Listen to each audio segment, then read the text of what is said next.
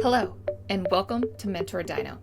I'm your host, Caitlin Rossier. I am an architect and founder of mentorDINO. I firmly believe that architecture, engineering, and construction professionals can achieve true success by embracing human skills as their guiding principle. So each week, I interview amazing professionals in and around the AEC industry as a way to share stories, inspiration, and advice for others finding their own unique career path. Thank you to all of our current subscribers, and if you're new, we'd love to have you join our community. So if you like this episode, please do me a favor and hit subscribe, like, or leave a comment below. It really helps others be able to discover this resource and support them on their own career journey. So let's dive in. I really hope you enjoy this conversation.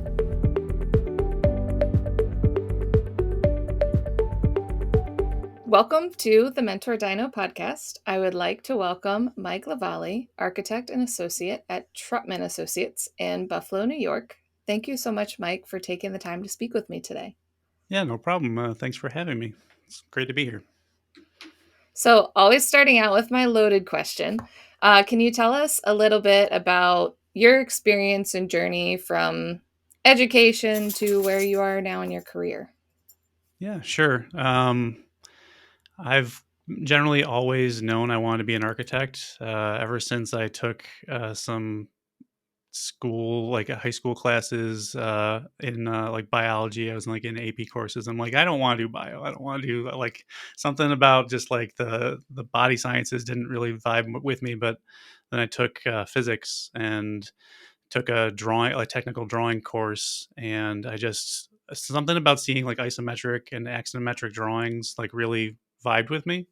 And ever since that moment, I just kind of have been drawn to buildings and technical drawings and things like that. And I just love design in general. I enjoy graphic design and website design and anything that like I love creativity when it's kind of expressed as design, and I think that that's what kind of drew me to architecture.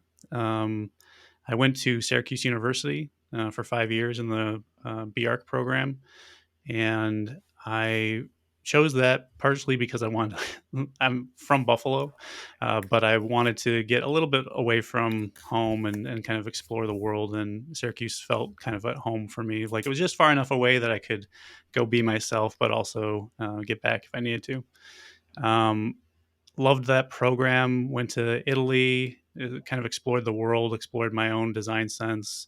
Had just a great time. It very much solidified the fact that I had chosen the right thing for me, which I know is rare for a lot of people. So I was happy to know that I could be an architect, and it was at least a good fit for me at the time.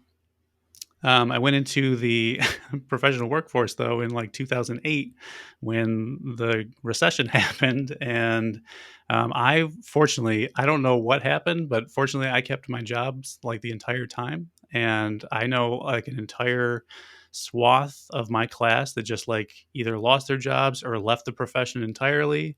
And that's actually been we might get into it later, but that's been lingering into where I am in my career today, where there's like this whole group of people around me that don't exist now because they didn't come up with me.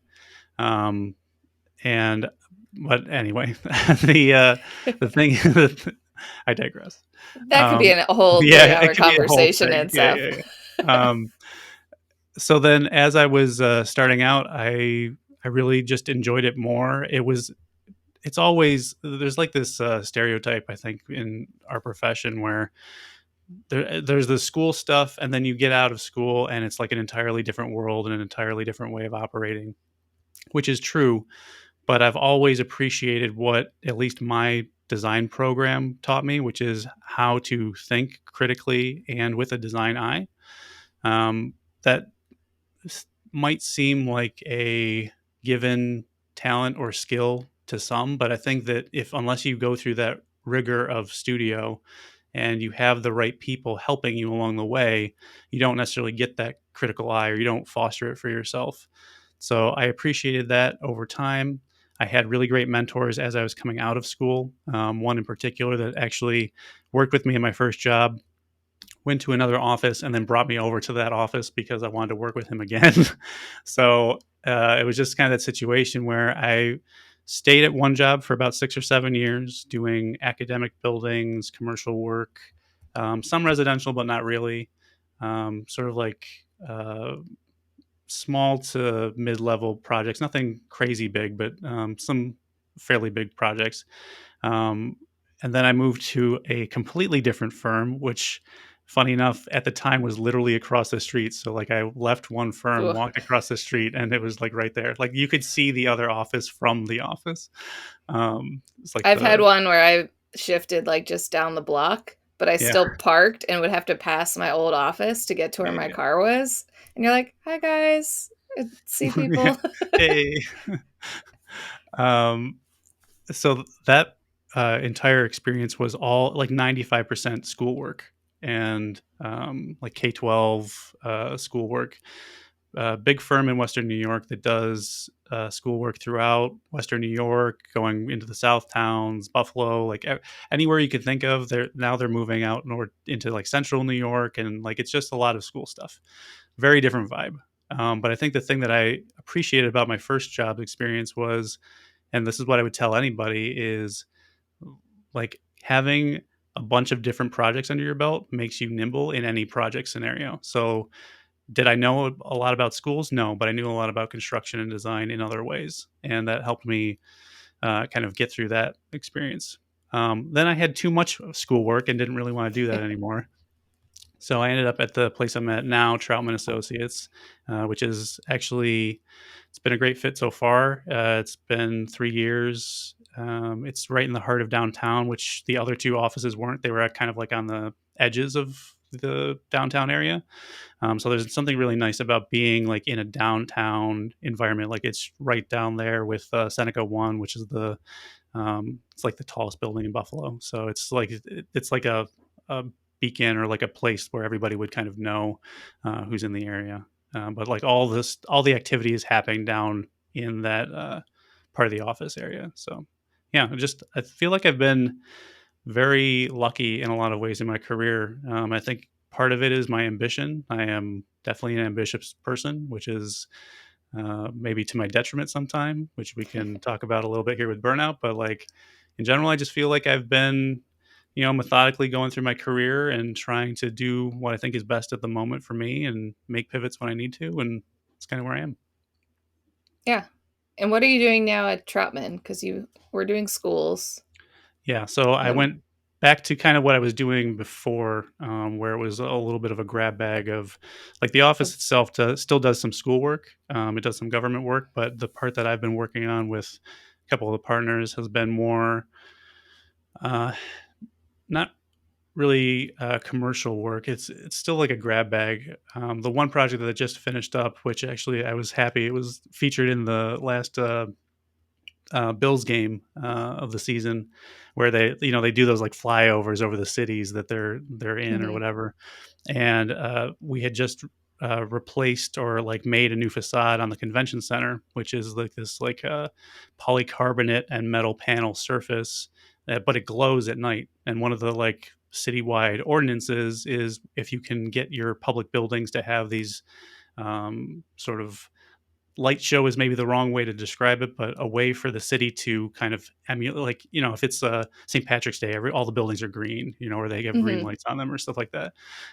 So the Erie County wanted to have a facade that was um, sort of this light show of color to like really bring people downtown to the convention center.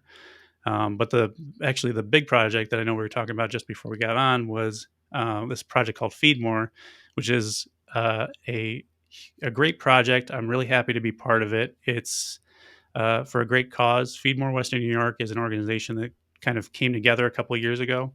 It's the Food Bank of Western New York and Meals on Wheels.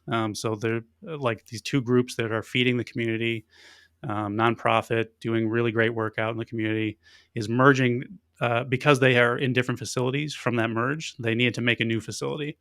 So they asked Troutman to design a 200,000 square foot plus facility, which is warehouse, commissary, offices, really big building.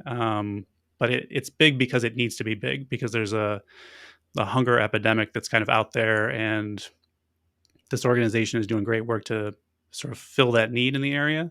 Right now, it's in that kind of last stage right before we go into construction for a couple of years, but very excited about that project because yeah, it's I like the people a lot, and it's been challenging in ways that like have flexed my design muscles in ways I didn't even think I could, because you get to a point in your career, I think, and like every experience that I've had up until now has allowed me to do this project. If I didn't have all those other experiences, I would not be able to do this project. And it's just been kind of a blast. It's a nice job to work on, but it is also maybe, and I mentioned this, like maybe the biggest project I will ever work on. So Yeah, but it's definitely like a career in architecture is very additive. You're always building upon yourself, learning new things, mhm. and you can never know everything, which can be daunting to some people, but then it's about being challenged throughout your career and being Yeah, able to, build on your strengths and push yourself to new heights. yeah, Um, absolutely. yeah, I want to circle back on you following your mentor to your current job. Because I always find the people side of architecture is what excites me. Mhm. My teams excite me, the people I get to work with, the users, that's always kind of my driver.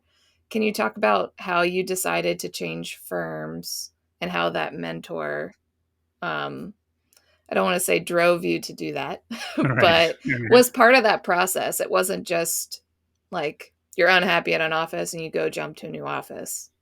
Yeah, yeah. It was definitely. I don't know what the right time is to switch between offices, but I am very much of the belief that staying at one office for your entire career is not a good idea. Because I think that there's a major benefit, not just in financially, because of the benefits of being able to get a raise or get a bump financially. But there is a benefit in the kind of mentality that you get from meeting new people who are thinking different ways and learning different things and know different things that you don't get if you just stay at the same place. So that was one of the reasons why I got to about 6.5, 7 years in, and I liked what I was doing. I liked the job. I liked the work. I liked the people. I don't think any of those things were bad. I kind of got this itch to transition from one mode of doing architecture to another, because especially when you're early in your career, I think you're very malleable in terms of like what you ultimately will do. And I think I didn't want to get, I don't know, you see this a lot in like movies in Hollywood with actors where like they get pigeonholed into like one kind of thing and they're that actor for that thing for the rest of their lives. And I've never really saw myself as that kind of architect, where I wanted to um, be kind of a jack of all trades, know a lot about the profession in general, and be able to apply those skills liberally to whatever I wanted to do, and whatever that project would be. That does mean sometimes that I don't have specialties in some areas and I need to rely on other people. But I feel like, to your point about it being people centric, I'm okay with that, because I want the person who's really like jazzed about that one random detail to like really Mhm. know that detail about the project, whether it's a spec product or it's an actual technical way of making something. I want those professionals like on my team, and I want to like work with those people and like get their energy and take a little bit from that. But back to like the mentorship side, I just I really vibed with this one person, and I still am very good friends with him.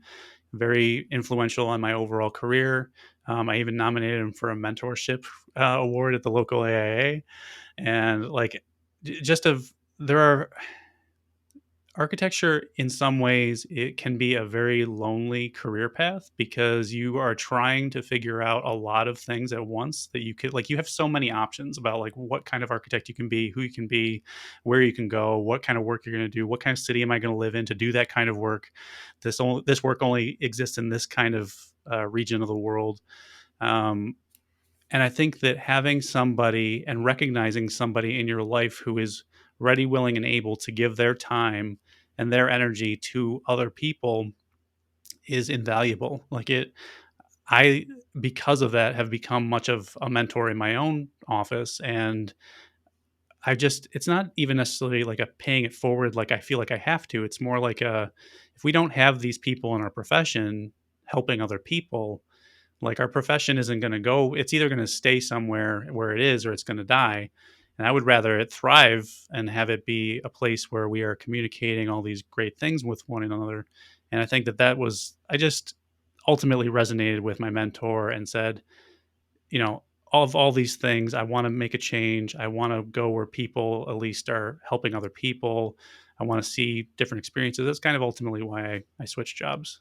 But Yeah. yeah, mentorship was a key part of that.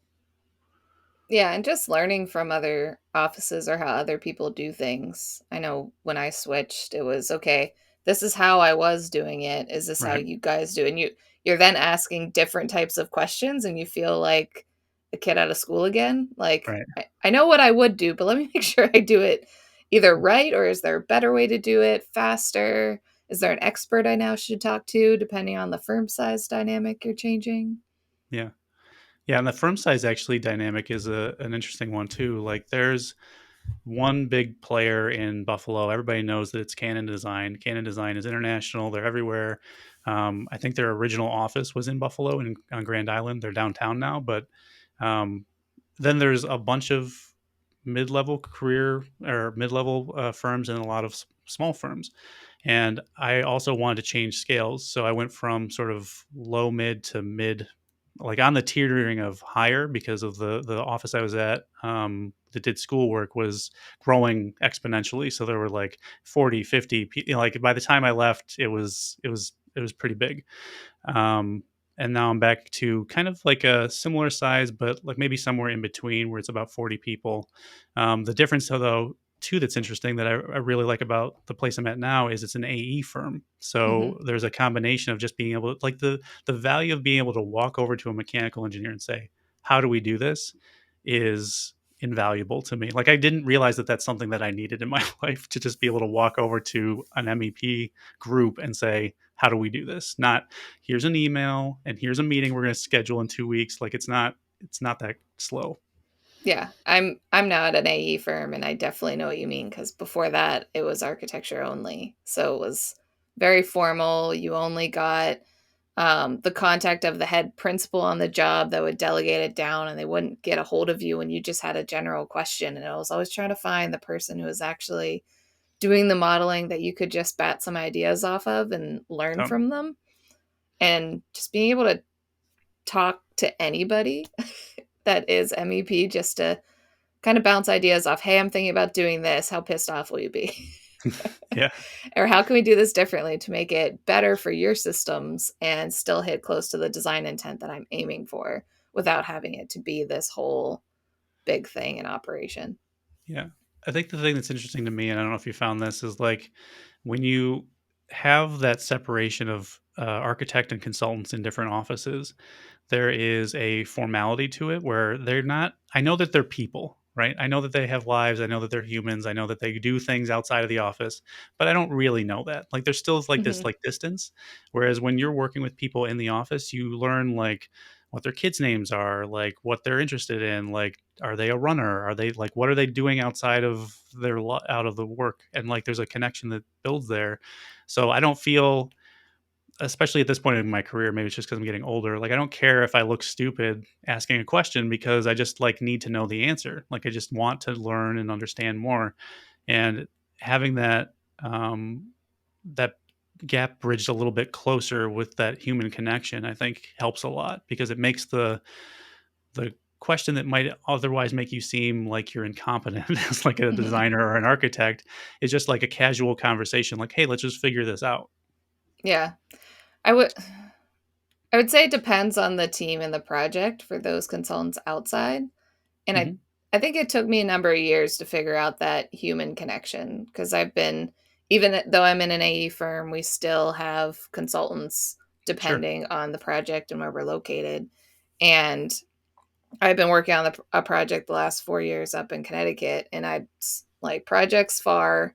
I have another consultant here locally in Pittsburgh, and I don't go to their offices for meetings, but I kind of know what's going on in their families. We've been working together for a while, and Sure. I've learned the value of that human side on a team that I Yeah. think now I push to, hey, how's it going? What are you up to this weekend? Whereas when I was younger in my career, I was like, okay, I just need to ask these questions and get back to work.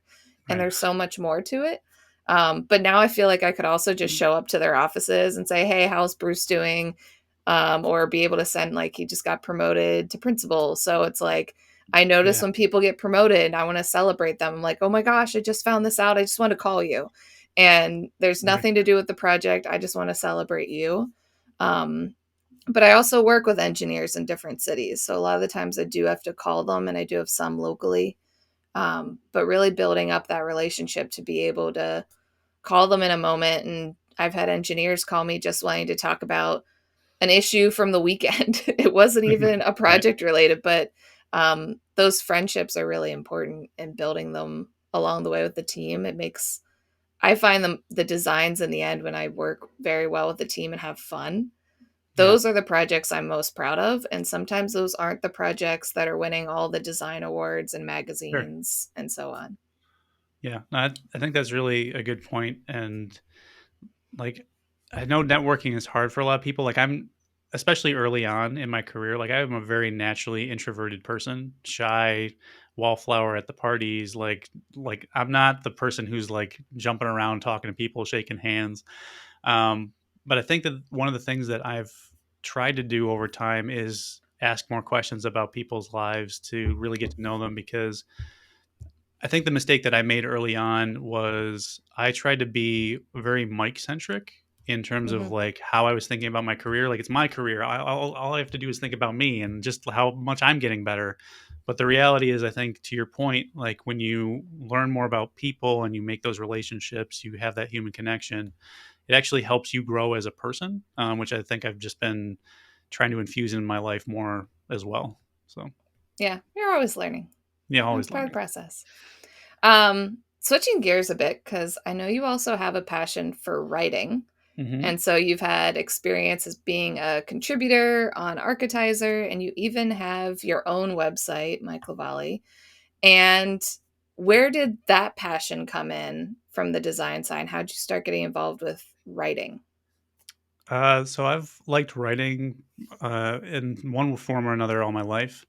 Um, it kind of went away for a while I was in college because I was just focused on like writing papers and like doing like studio and stuff. So like the creative writing kind of left, but I got this itch to do it right as I was taking my exams, which kind of going back to the career minded Mike, I started taking my exams about 6 years into my career. I wanted to get all my experience done first, and I wanted to use that experience to go into the AREs. And I ended up taking 4 point whatever, four something. Hmm. And I failed my first exam, and then I passed all seven after that. And I was just like, but it took 2 years to get to that point. Now, that's all I did for like a year and a half, 2 years. Um, and because I like couldn't slow down, I needed to do something. So I'm like, hey, I'm going to start a full on blog 2 weeks after that, after I found out that I was like done. So I was We are just like, very similar. I was just like, what can I keep my, because like you get in that mode and you're like already, you've allotted that time in your life.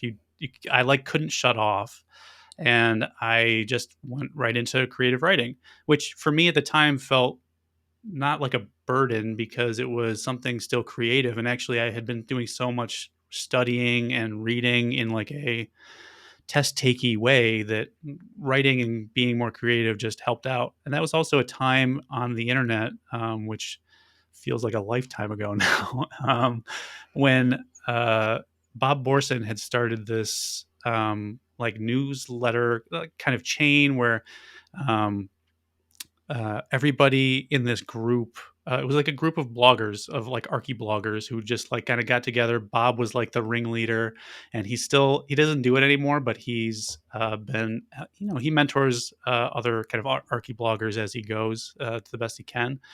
And at the time, though, he would just like have a monthly topic, right? And it would be like, uh, what is your take on like architecture education, or what is your take on like the best tool an architect has? That one rings true to me because it was one of the first posts I remember really like stretching my muscles with, which I am still very proud of, which is what is an architect's greatest tool? And I've always said that an architect's greatest tool is their voice, which is to say that it's multifaceted. It's a way to communicate. And if you're not speaking up in your profession, then the profession isn't moving forward in whatever way that is, whether that's through design or through literally talking or whatever. And I just kept that writing going because I was like, I'm having fun with this. This is a different muscle. It's not, I wanted to do something that was creative, but not my 9 to 5 job. And Hmm. I think that that was the biggest thing for me was like that I do writing all the time in my job, but like I'm not in the same way. It's more like emails and reports and papers and Yeah, a little bit more specs and stuff. formal. You're Yeah, trying to yeah, yeah, get yeah. something done, not just trying to express either a concept or an idea. Yep. And then I just kind of got connected with cool people like at Architizer or whatever, and did just like guest blogging, and just I tried to like just test out a lot of different kinds of writing, and put myself out there and meet people. And that's actually like a lot of the people I know online still today are people that I knew in that group that were writing, that were just like jamming every month, and for as long as it went, and then eventually it puttered out and everybody kind of went and did their own thing. But it was just a moment for me that was like, I like doing this, and I like writing, and I'm contributing to the world in a profession in a different way. I had this idea of myself early on in my career that I wanted to be a professor, and that I wanted to give back to the profession in that way, and maybe do that as like a side gig on top of my normal job, because I had known a lot of people, at least publicly, that had done that. Like Tom Main at Morphosis is very famous for being a professor and a practitioner. And I just was like, I kind of like that mode.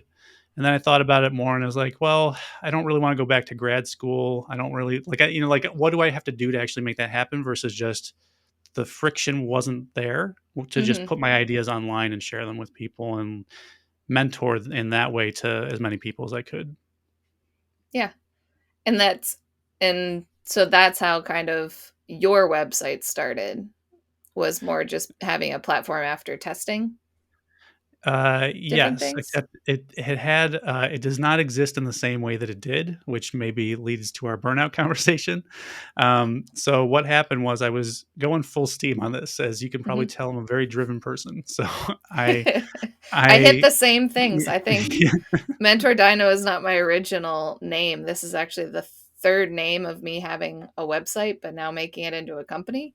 yeah, yeah, But I can understand like going, having the drive, slowing down. I've had to pivot depending yeah, on what I wanted to talk about or do or what wanted to talk about. yeah, But we can also yeah. dive into burnout too. I know that is a whole Well, nother. yeah, I guess this is a good way to sort of transition. So what happened was, for about a year and a half, I was going full steam on a website called Evolving Architect. So that's what the original kind of version of this whole thing was, because in my mind it was, you are always evolving as a person, as a designer, as a creative. So I wanted architect somehow in the name too, because that's really what my focus was, niching down to just talk to architects. And but I'm also a lifetime learner, and I'm interested in a lot of different things. So I'm like, let's just talk about all these things that I'm getting questions about from emerging professionals, people taking, like, it was the kind of typical things. It was like how to pass this exam, or like all these emerging professional type questions that would come up. So then, about a year and a half into that, I decided, hey, why don't I make a course? I'm going to make a course, and it's going to be 6 or 7 hours long. I'm going to put everything I have into it. It's going to be great. I'm going to pick a topic that I think is easy for me, which it is. But then you spend 6 or 7 hours worth of videos, and it's like, Uh-huh. it's a lot. So I took this course, or I made this course called SketchUp Architecture, which was all about making your first architecture project in SketchUp from scratch, whole 9 yards, everything I've ever learned about the program. And I got to this point where I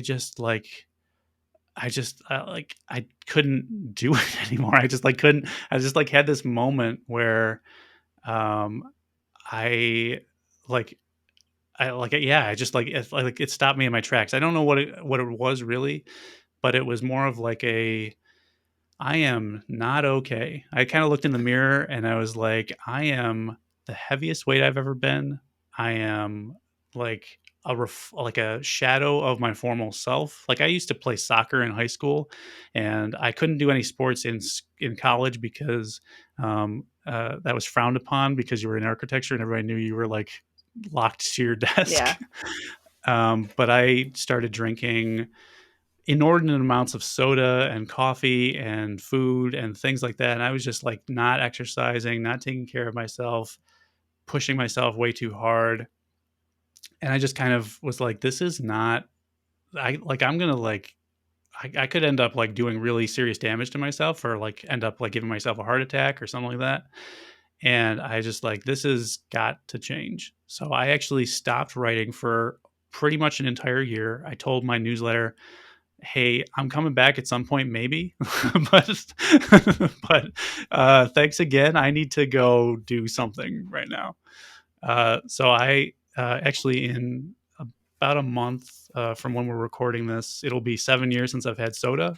So I just like stopped cold turkey. I'm like, I need to pick a thing right now, whether or not it matters, that is intentional and kind of represents for me what I'm trying to do with my life. Hmm. So I could probably like I don't know if I'm actually addicted to it or not, but I just like one of those things where I'm like mentally I needed that break. And so I stopped drinking soda. I started actually exercising again. Um, I lost 75 pounds and I just became like a different kind of person again. Um, Something that was like I guess what I would call the best versions of my past self, but also like taking the lessons that I had learned as I had gone so that I didn't repeat past mistakes. And I've been trying to kind of get back to um I just keep learning. Like you said, everybody's learning all the time. I'm just taking new lessons and trying to share them as I go. And the thing that was interesting to me about that whole journey is at some point I just started writing about it again. And that's when somebody randomly asked me to speak at a convention because they were looking for somebody who talked about burnout and talked about and was like an architect or like was in Hmm. the profession. And I've actually been talking about it ever since. And that was 3 or 4 years ago. And that's just been more or less a focus for me is just somebody mentioned it to me the other day that I didn't actually realize this is what I was doing, but it's called peer work in therapy, where if you are somebody with an experience that like directly ties you to a condition, whether it's addiction or burnout or something that has actually happened in your life and you can relate to it, that's kind of, I guess, what I'm doing in my own way. I'm not a therapist or like a medical professional, but I didn't realize that that's kind of what was I never thought like, going back to 2008 Mike when I'm like just graduating college, I didn't think I was going to like start talking about burnout one day, but like it's given me so much like genuine pleasure to help people who are in that tough spot, whatever their burnout is. It could be from overwork or relationships or anything could cause the burnout. It's just like, how do you get out of it and how do you prevent it from happening again? I think is kind of the bigger thing. I see a lot of people who burn out cyclically and it becomes their life. Yep. And I would never want that for anybody. So that's kind of where the transition happened about a couple of years ago. I kept Evolving Architect going for a while, and then it just at some point it just didn't really jive for me anymore. It was kind of like with you were saying, like you transitioned into different chapters of your creativity, and at some point I was just like, I want to be known as Mike, so I just transitioned it to my name, and at MikeLaValley.com, I've been talking like it has transitioned even more since then. But I took a creative writing class from like an author that I really like, and I started telling stories and sharing ideas about wellness and burnout and work life balance and personal development. And it's more geared towards a global creative professional. So, designers, engineers, artists, writers. It's not just about architects anymore because I think the one thing I realized for me was that there's a lot of people out there that are hurting or need help or like want to better their lives.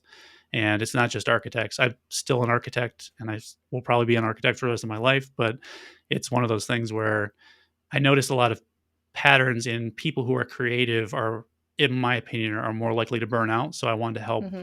those people kind of be able to find me, and talk about those things a little bit more globally.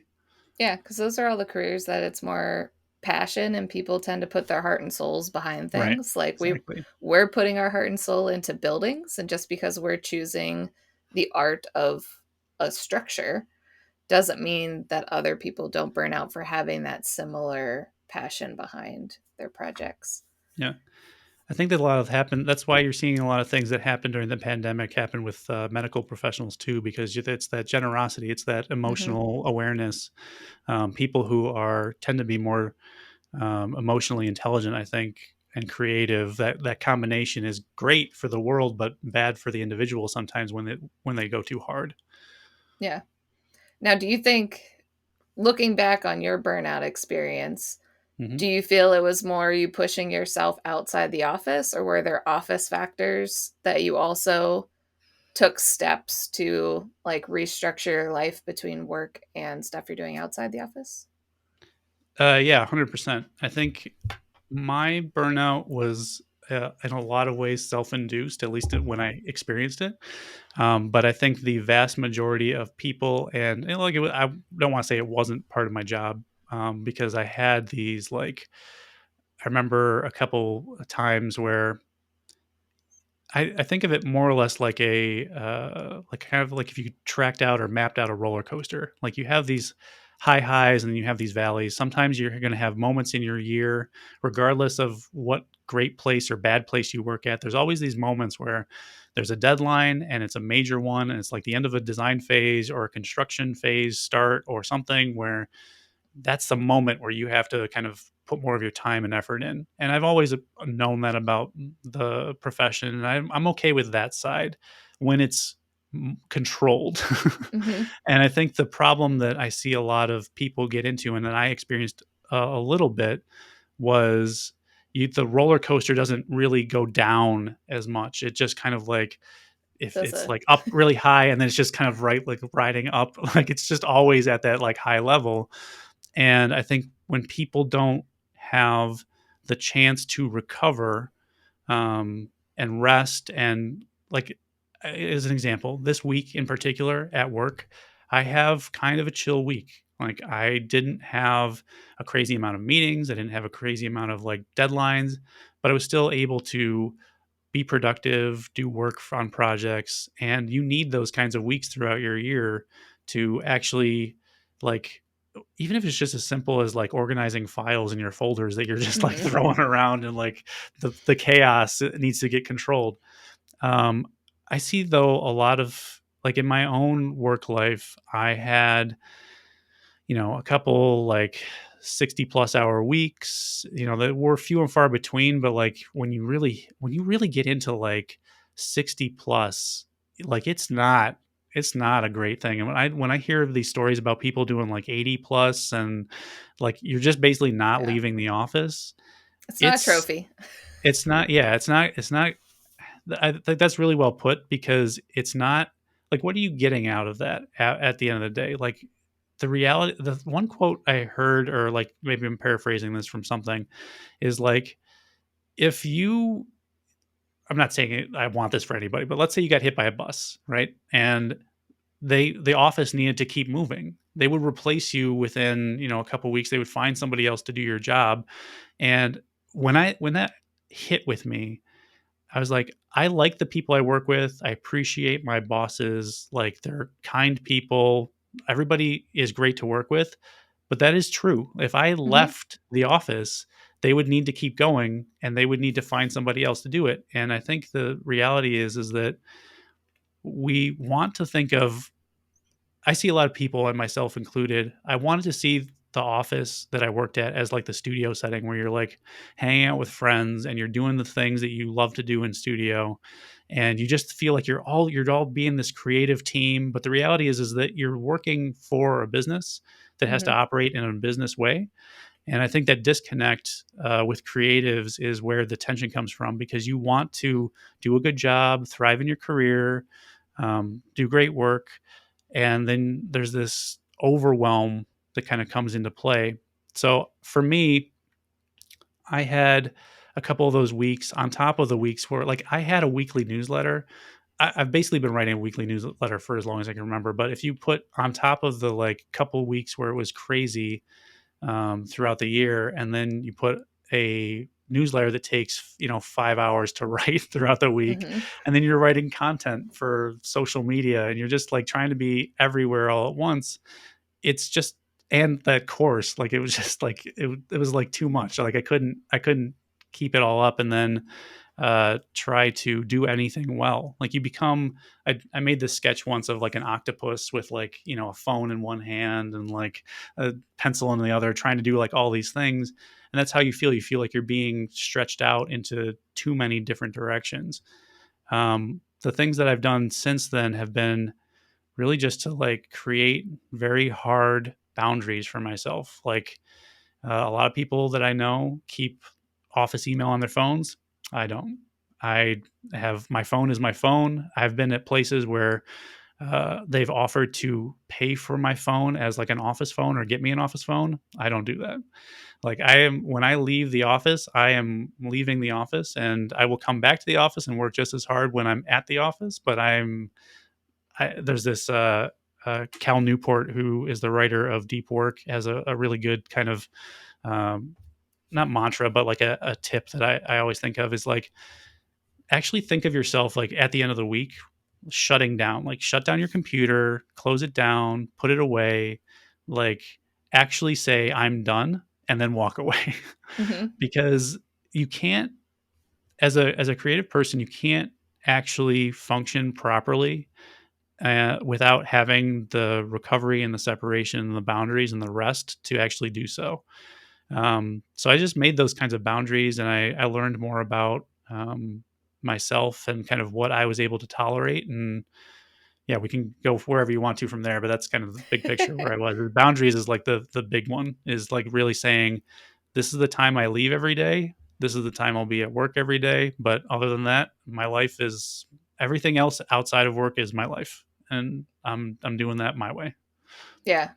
And everybody's got to figure out what boundaries work for them in terms of Right. the, you say they're hard, very like hard boundaries, but I always Sure. look back at when my grandfather was working, it was your phone is at your desk.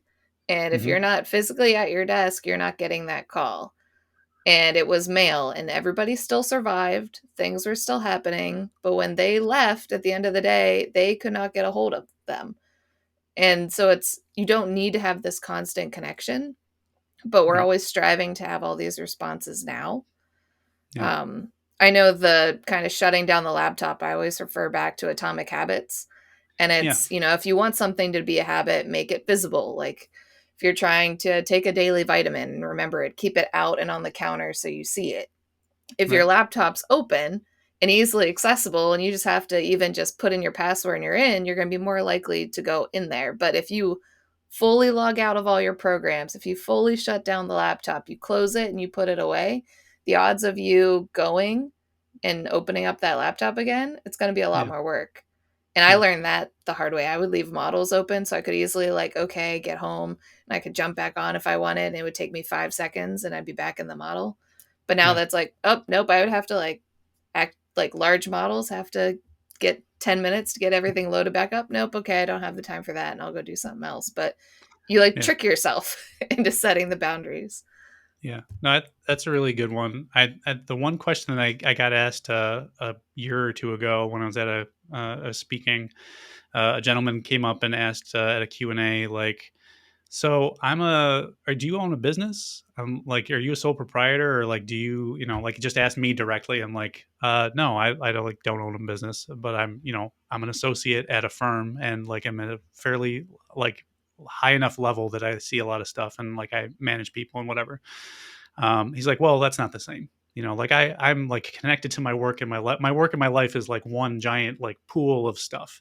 And I Hmm. said, well, you still have your choice of when you connect and when you don't connect. And I think that that's important, especially for anybody who works at home, or for anybody, there's still a lot of people who are remote. I know that there's a push in almost all the industries now to get people into the offices as much as possible. And whether you believe in that kind of connection or not, I think personally, I think it's important to have a mixture of both that makes flexibility work for people. But to his question, I was like, you just need to make the boundaries work. If you're always on, then you're never off, and you're Hmm. never like actually recovering to be like, there's a in my mind there's a point where working hours doesn't isn't useful anymore. Like, you're not doing the same efficiency, the same level of work. There was a I know that this is like a kind of a weird aside, but like, there was a billboard on the highway that's running into Buffalo, and it says that resident surgeons or medical professionals are making minimum wage. And it's just kind of like this push, because the amount of hours that those people are doing, by the time you like distill it and divide the hours by what they're making, it's less than minimum wage, because they're doing like hundreds of hours. They're basically Yeah. always on and like never off. Um, and I just think of that for the way that this gentleman was talking. Like, I know that being a sole proprietor is probably a very difficult way to operate in the profession, because you're a business owner.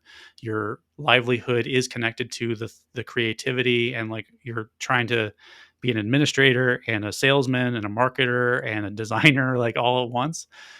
But I think even in that circumstance, unless you make the boundaries whatever they need to be for yourself, so that you have the time to give back to your life, like, you will eventually burn out. And I think the problem that people have is, whether it's a productivity issue or an efficiency issue or a balance issue, like, each person's going to be different. But I think, for me, the biggest key to anybody trying to fight burnout is self-awareness, and trying to understand, how does my life operate at its optimal in its optimal way, balance wise, and how are things more in I use work life balance because it's the term that everybody knows, but I actually prefer work life harmony, in Hmm. terms of, like, everything in my opinion is life. It's all just one big, like, pool of stuff that you choose, like your adventure, and you are picking how much you put importance to this thing or that thing. And as long as all the things kind of hover together in a sort of harmony, it's not a scale, it's more like a mobile above a baby's crib, where like Yeah. all I these was going to say pieces your just sketch of the mobile was great. And it just, because I always say integration, because the yeah, balance is, again, creating a perfect world that doesn't exist, but we feel like it exists. Nothing can right, be 50-50 in a balance. And sometimes your life has to pull you a little bit more than work, and sometimes work pulls, and you have to understand and let it be malleable. And so Mobile lets it be all the different things between kids, a personal goal, couple projects, and each project may pull you a different direction each week. yeah, yeah. Yeah, not I like integration also as a word. Like, I think of, especially as I get older, like, there are definitely chapters or seasons to my life. Like, there are moments where I can like look back and say, this period of X amount of years or this amount of months is like a time in my life where this was my focus, and that Hmm. was okay. And like, my focus now can be something completely different. My focus a year or 5 years from now can be something I can't even imagine yet. And like, the pieces of my life will shift around again. And I think that the problem that you kind of hinted on that people get stuck in is like, I have to fit my life in the way that I've been told, this one way. And if I don't make it work, then it just doesn't work. And I don't think that that's, I think, one, that would give me anxiety again. And two, like, it's just not I don't know, it's just not in my opinion, it's just not a great way to live. It's not a way to, like, I know that people are, especially right now, because we've gone from a market, at least as we're recording this, from maybe a year or so ago, where we had the great, where people were just like bouncing out of jobs, going to different jobs all over the place. And the market has shifted to, now people are losing their jobs in tech and throughout architecture. I know people who are, people are losing their jobs, and people are a little bit more scared. They're a little bit more timid to just Hmm. say, well, I'm burning out at my job, but I don't know what else to do. And I understand that that's uh, something that certain, like, that might be happening in your life. But I even think in that situation there are ways to at least try to mitigate that. And then if ultimately it's very, like, a very toxic workplace for somebody's life, I think is actually more dangerous to stay there in some ways than it is to not have the job at all, Yeah. and to take the risk and do something else. Because I've known people who have gone. I didn't fortunately have to go, but I know people whose stories are they got hospitalized because they were overworked, or they found, they were dehydrated, or like they gave themselves some kind of heart palpitations or stress overload. And like those are real things that happen to people, and it's Hmm. actually physically harmful to you. So Yeah, I know. I've had in the first office I worked at, there were two heart attacks, and another person had a miscarriage fairly far along. And just Wow. seeing the amount that they were working and stress, I know I've gone through my own burnout that I've had to go see doctors Yeah. to, hey, these things aren't right. Like, and pretty young in the my career, so I'm talking to like my mom and just saying, hey, like, is this normal? Like, what's going on? She's like, that's not normal. We need to go figure it out. And Right. it's until your health starts to be a detriment that I feel like that's when most people realize they're even getting burned out, because it's hard to Yeah. tell you're burned out when you're in it. You almost need those advocates and the friends around you to help you out to realize where you are.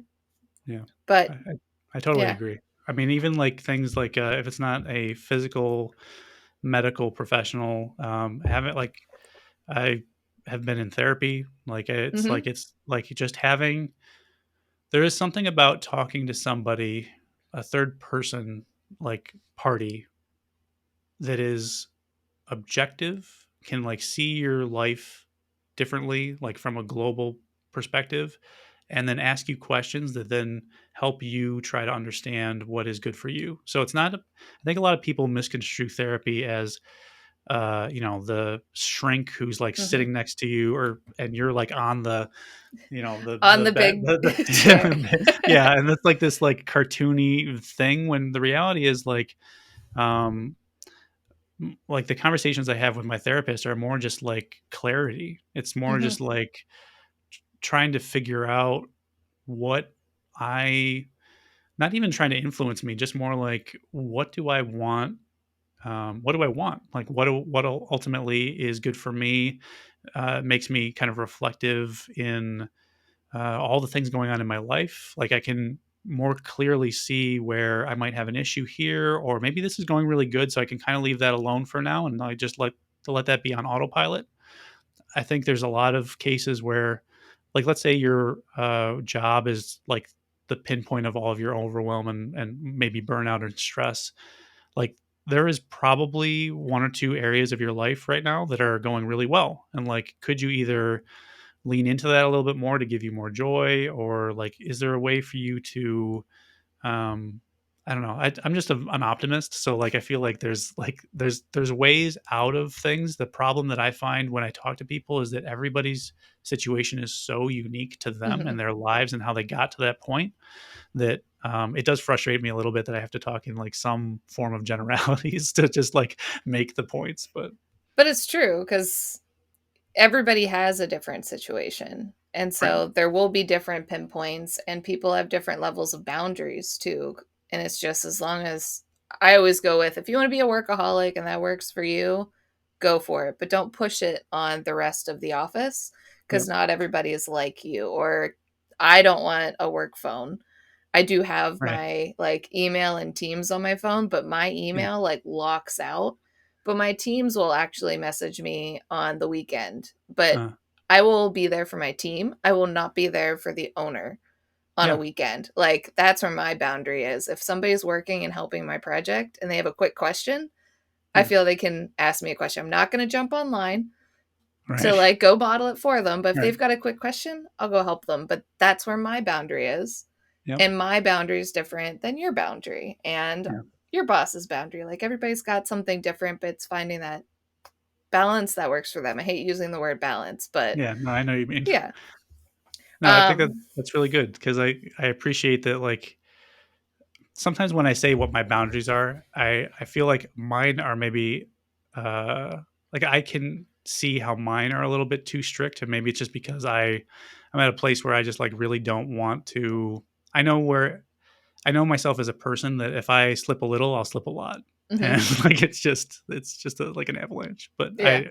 I really like hearing that you do that, because I hadn't even thought about that like there's this like almost like this tier of like how you can, it doesn't have to be a hard boundary, it's just like Hmm. a deviation of like how you're treating different people. I think that's really cool.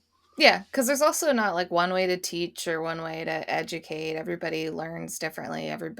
We're all unique. Just as every firm is different, even though we all design buildings, each firm is its own flavor as individuals are. Mhm. So, but yeah.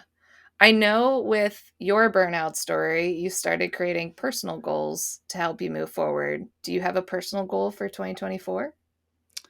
So I am going to turn 40 this year, and one of the things that I started doing about a year and a half, 2 years ago, I kind of put it on my newsletter or my blog or whatever, and I started running uh, years ago, uh, doing like 5Ks and things like that. And I was just like, I got this in my head, like, could I do a half marathon or a marathon or a triathlon? Like, Your driven where would self this, is coming yeah, out.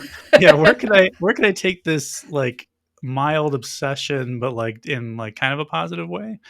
Um, and I've also just been like, as I get older, like I've been trying to recognize like just health realities. Like I want to be strong so that when I'm 80, I can still get around and like do things. And I like to travel, so I want to be able to do those kinds of things. So that's part of where like the physical health stuff is coming into my life now. Um, so I've started. I actually did my first half marathon back in May 23, and I've been ramping up because ultimately I want to do a triathlon before I turn 40 in September. And I have one kind of earmarked for like July, and I've always been kind of I've always loved swimming. I've always loved biking, and I had to get that running kind of up to snuff. Yeah. And now it's actually kind of flip flopped, where I think of the three, I actually enjoy running the most, because I have been just doing it more often. So in terms of that kind of goal, that's kind of a big one for me, to keep my physical health in check. And I am currently like on the creative side. I've been trying to kind of build awareness of what I'm doing in my brand and all that kind of social content creator type Hmm. stuff. But I've been doing that with the sincere hope that ultimately, when I'm writing a book right now about creativity and burnout, and sort of my story and ways that I think you can kind of build a life sort of sustainably. And my ultimate goal is to, whether or not it happens and it comes out this year or next year or whatever, um, I'm just really excited about writing this thing that I can lead people to. Like, I can lead people to my blog right now and all my work, but there's a lot there, and it's hard to like, if you're really just trying to get through burnout, I wanted like a thing that I could put on a coffee table or hand to somebody, that is like, if you're dealing with something like this right now, and it kind of summarizes our talk here, Hmm. like, what would I be able to do? And I've been trying to kind of make that thing and bring it into the world. Yeah. I can't wait for that to come out.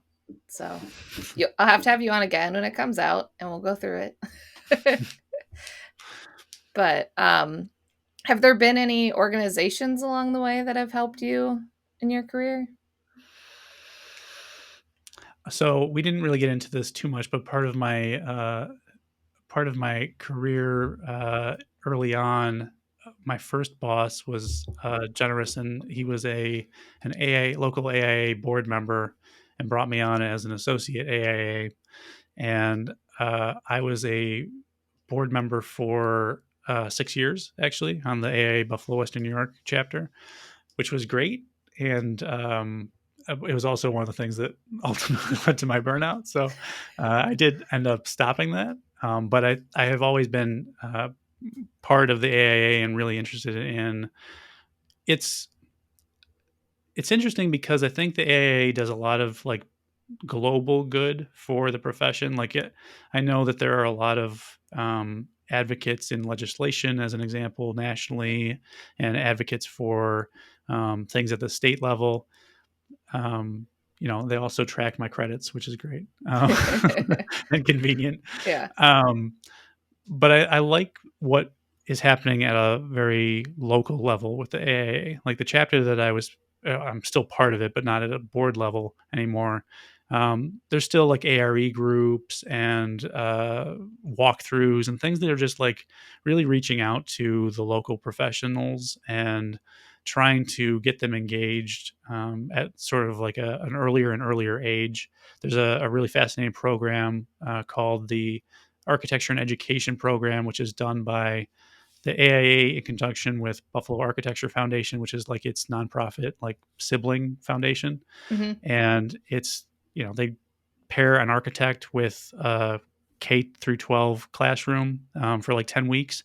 They teach kids about architecture and they like really like get into the classroom and make them excited about architecture and architects and stuff like that. So I would say the AIA has been kind of a really big one. And then in terms of organizations, I would say other than that, it's really just been the kind of honestly the like community of architecture content creators that are like Hmm. on LinkedIn or Instagram or wherever, and just sharing. There are a lot of people out there that are doing a lot of good, like yourself, or like I think of like Stephen Berksetter that Hmm. who's like talking about Carbon. carbon. I um, can't keep up with him. I don't know how you guys do weekly newsletters. I'll do a month. And I was like, I'm good. I would just do one a month. And like seeing what you guys are doing, and definitely that content creator group that's yeah, going around, and we're all doing so many different things, and yeah, but there's also so much synergy between everybody too. I see how like things I push for show up in your work versus yeah, Steven's work, but then learning from each other too. yeah. Yeah, no, I totally agree. There's that like there's that kind of I don't really like the word synergy, but synergy. Synergy feels like such a like corporate word. But there's like this playful kind of blending of different ideas that I think that community shares, right? And they, like you said, I think that was well put, where they show up in different people's ways they're talking about stuff. Like I might get inspired by a way that you post something, and even though we're talking about completely different things on one given day, it might show up in a way that helps me communicate an idea to somebody else, and then that impacts them. I think Hmm. it's all like really good energy. So I would say that's been a really big impact on my journey, especially in the last like year and a half. I've been very much I was on Instagram, but I'm like very much on LinkedIn right now, where it's just like I just want to post there every weekday, have a newsletter that goes out once a week, and share my ideas with that group. Yeah. Now, I always like wrapping up my podcasts with this final question, and it's what advice do you have for young professionals just starting their careers? I would say that you want to try a lot of different things and you want to try them in your own way. There's a I still it's like a core memory for me. One of my thesis advisors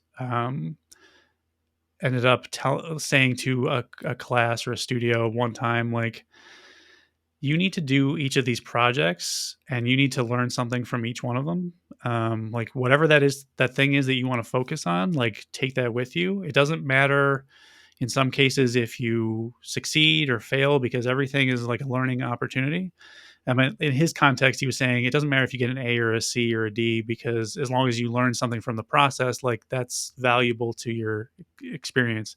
I think in the profession, that could mean trying different jobs. Maybe you end up in like taking one thing I did that very early on that helped me a lot was I volunteered at Habitat for Humanity for like a couple months, and just went out onto sites and like actually saw, hey, this is how you put a window in a wall. Like Hmm.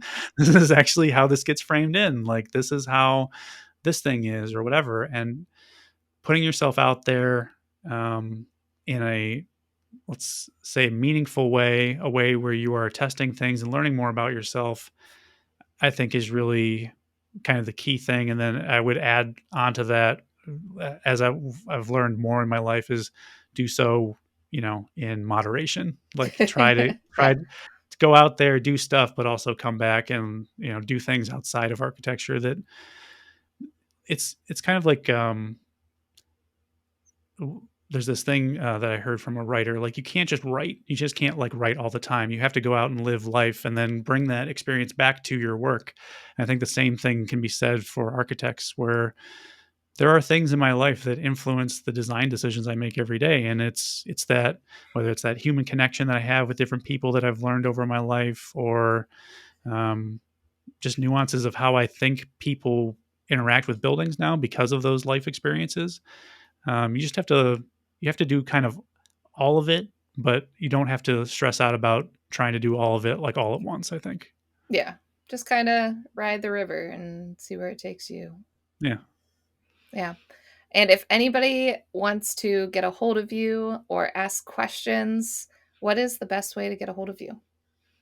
I would say the best way is to start a conversation on LinkedIn. So if you search for Mike LaValley, you'll probably find me. I'm on there a lot. So um, yeah, I think that's probably the best place. And then MikeLaValley.com is where, like, I think I was counting it the other day. There's like 160 plus articles on there of just like essays about burnout or self-development or wellness. And yeah, I just love, helping people. And if you have a question, just reach out. Yep. And I'll leave all the links below to make it easy for anybody looking to reach out to you or jump to your website. But thank you so much, Mike, for taking the time to speak with me today. It was a fantastic conversation. Yeah, no, thanks for having me on, Caitlin.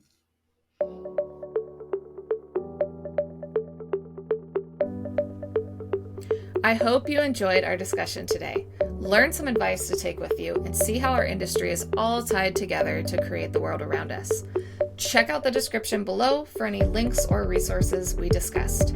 If you liked the episode, please do me a favor and hit the subscribe button. Give me a thumbs up and leave a comment below.